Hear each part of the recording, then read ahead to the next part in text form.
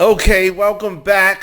RadioFire.com. Yours truly, Diamond K, in here. Special guest in the building, Yardyn. How you doing? Hi, everyone. Welcome back. Thank you. How have you been? I am well. You been good? How about you? I'm good. I'm good. No complaints. No complaints at all. So here in Baltimore, it's always something going on. And for the last almost week, residents at the Poe homes have been without water. Some have received water, some have not.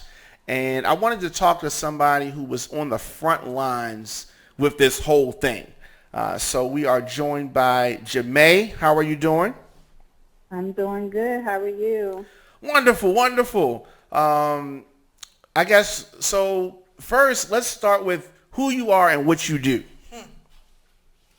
What do I do? What don't I do would be an easier question. So to keep it short, I'm the founder and executive director of a nonprofit called Burts Baltimore, and we work with youth throughout Baltimore City in grades K through 12. And I'm just an advocate for young people, an advocate for those who don't have a voice, who don't know what resources are available, and just really a community advocate, and just being out here supporting the community in any way that I can. Okay. All right. And so with that, a few days ago, I guess almost a week now, this community where the Poe homes is located had a crisis. So how did you become involved in this crisis?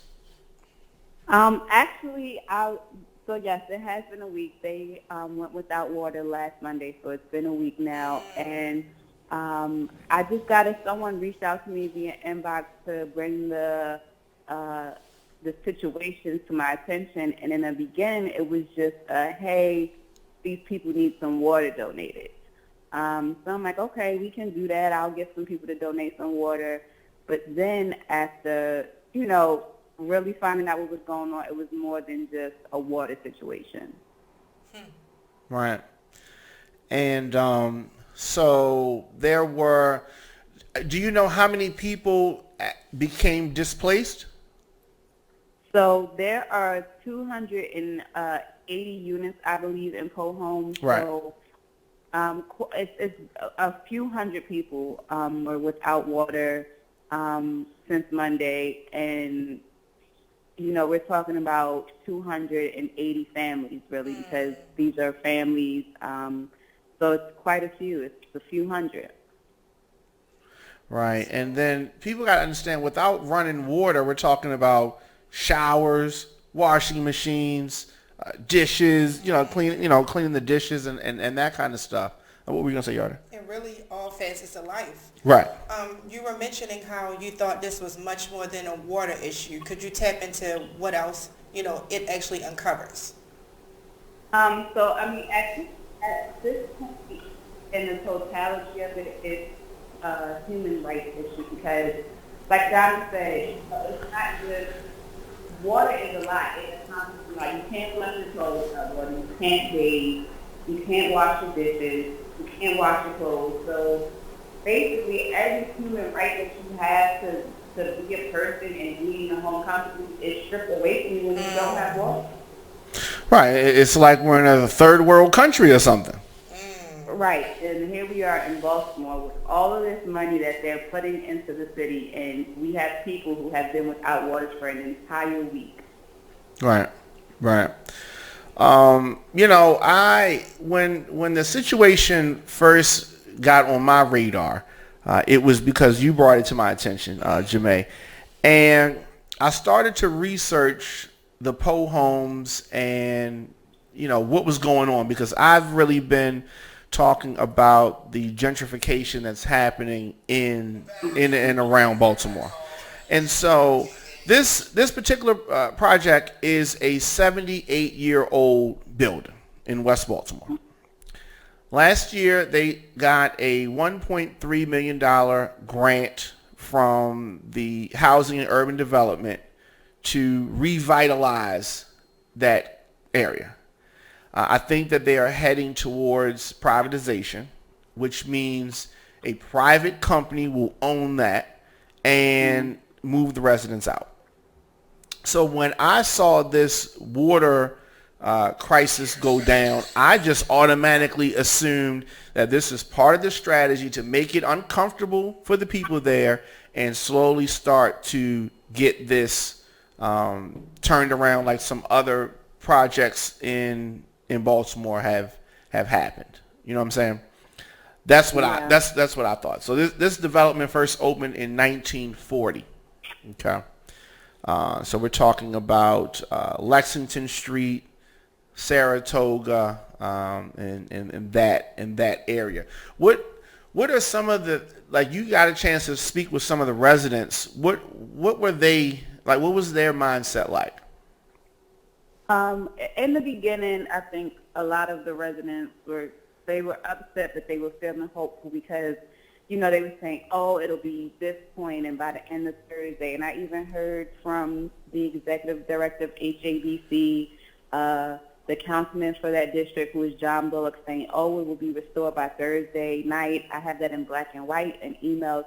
So people were feeling a little bit hopeful that their water was going to be back on. Right. And then by Friday, when people realized, like, it's not going to be back on, people were disappointed.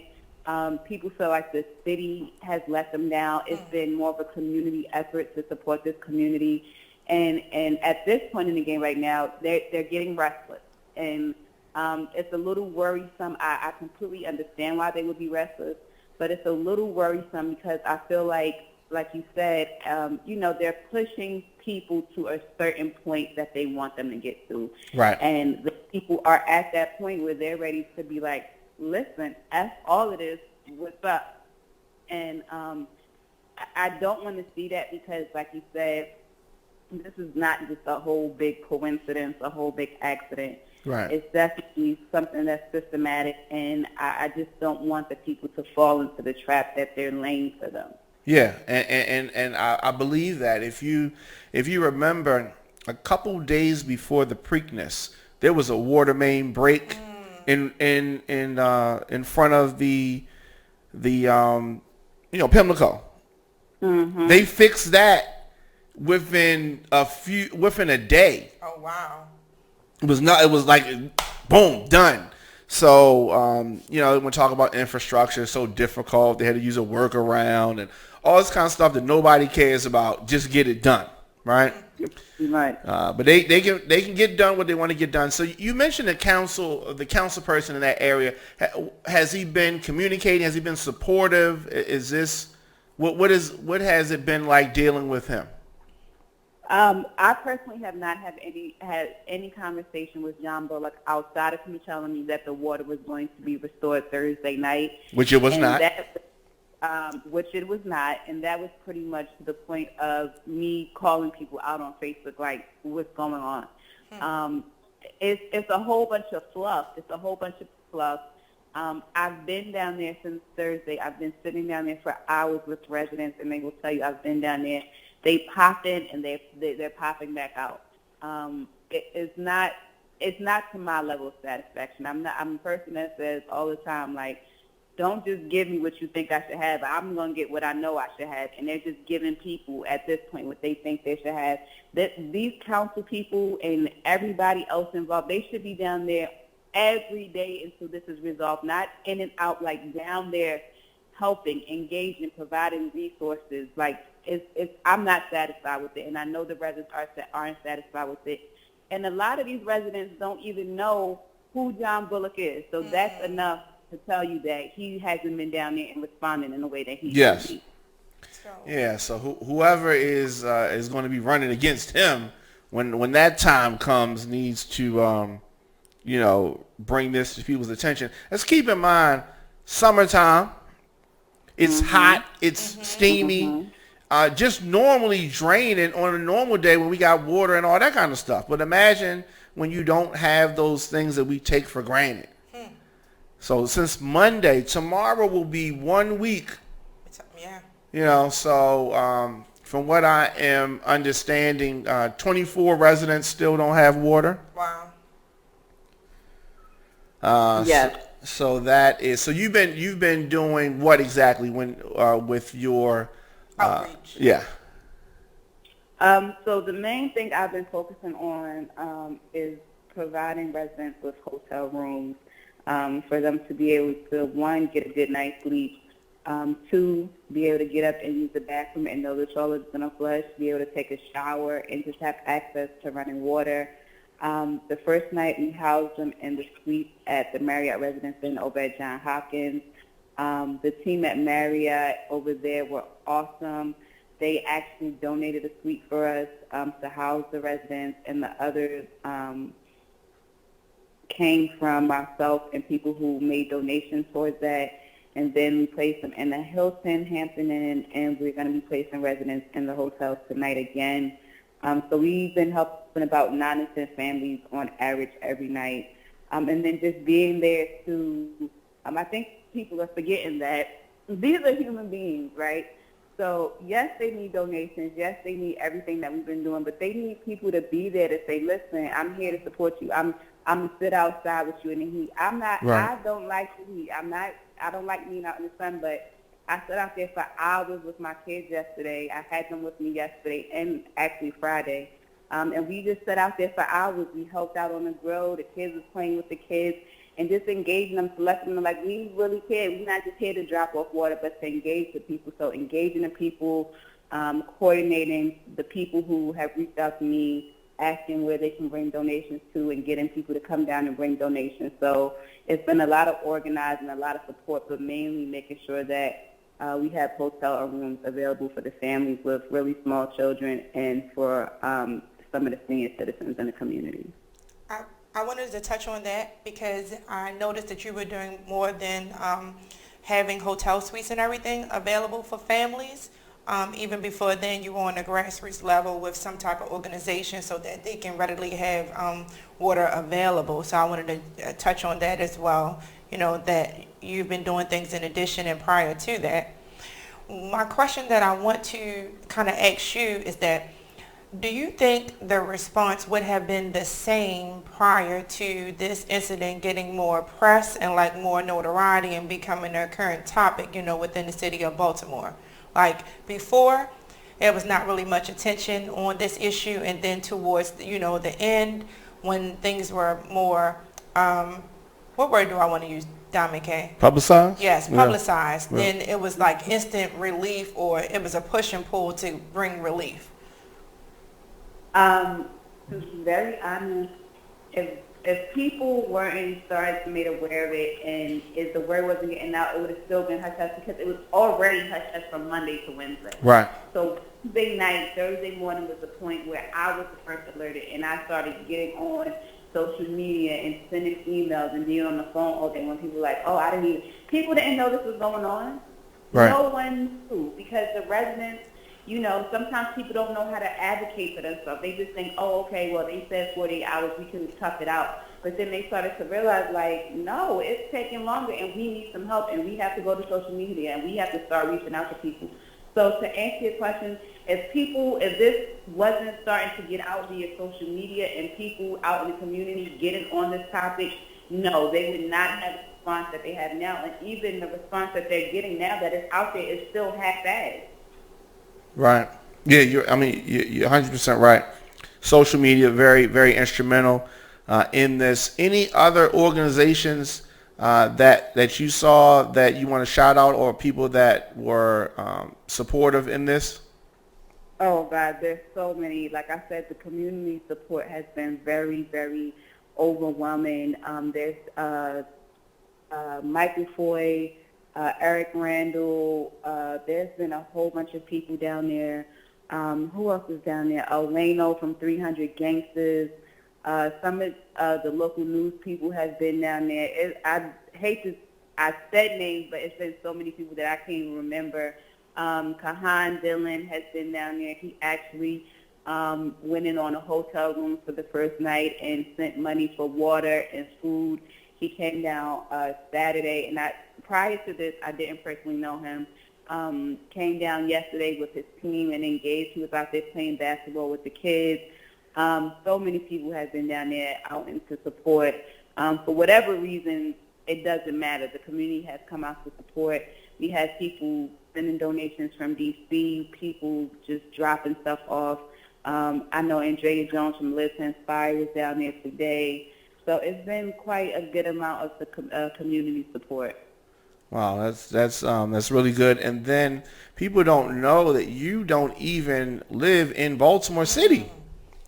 Yeah, people do not know that I quietly moved out of Baltimore. Right. I'm now a resident of the District of Columbia. So I'm about, from my house to downtown Baltimore, 295. I'm at the end of 295 on the other side. So I literally ride 295 from one end to the other to get into the city. Right. So that's been a little tiring, just driving back Definitely. and forth. Just the drive alone in itself is tiring, but you got to step up and you got to help people that can't do it for themselves. That's what community is all about. It's a collective effort. It's not a Baltimore issue right now. It's a human rights issue at this point. It doesn't matter where I live at. These are people, and it could have been my family. It could have been me, one of my friends that lives there. It could happen in D.C. It could happen in New York. It could happen anywhere. So it's a human issue at this point. It doesn't matter to me where it is. Again, you have to, when you're an advocate, you have to use your voice effectively whenever things happen, not just, picking and choosing what you want to talk about, but helping people that need it. Right. Well, again, thank you. The people, as I told you, the residents are very lucky to have someone that's advocating for them like you. And you also got to keep in mind that you have a whole organization that you work with. You have a family as well, and you still find time to do this good work. Absolutely. Yeah, and thank you for you guys for bringing light to this. I did tag Diamond in this when I originally started talking about it, and some other people, because I think it's important that we bring the real story to the media outlets that we have, because, the major news channels will get on and try to paint this picture like it's under control, and right. They control how they give the information to us. So I think it's important for those who have the media platforms to find out what's really going on and really shine light on what's happening to these people in the appropriate way. We just want to just thank you. We're very appreciative. We want to know that your efforts do not go unnoticed. We just want to encourage you to keep on, the good fight, and just kind of encourage you and motivate you, from the heart. It just takes a special kind of person to do this type of work. So, thank you. We appreciate you. Absolutely. Thank you, guys. Definitely. How can people stay in touch with you? I'm on social media.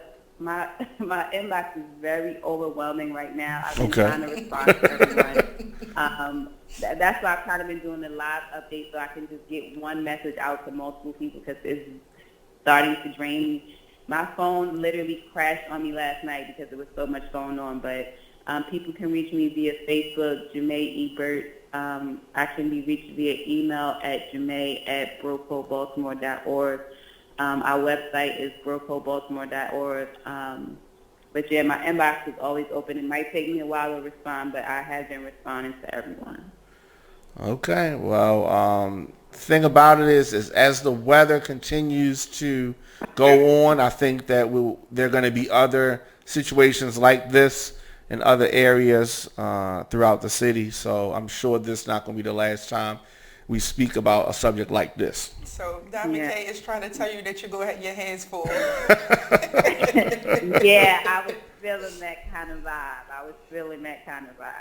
Yeah. Because Perkins was also given a grant, and I think that their water eventually is probably going to mysteriously have an issue as well. So that's my prediction. Yeah, it seems pretty accurate. Yeah. Okay, but thanks again, and thanks for taking time to talk with us. Absolutely. You guys have a good one. You too. Bye.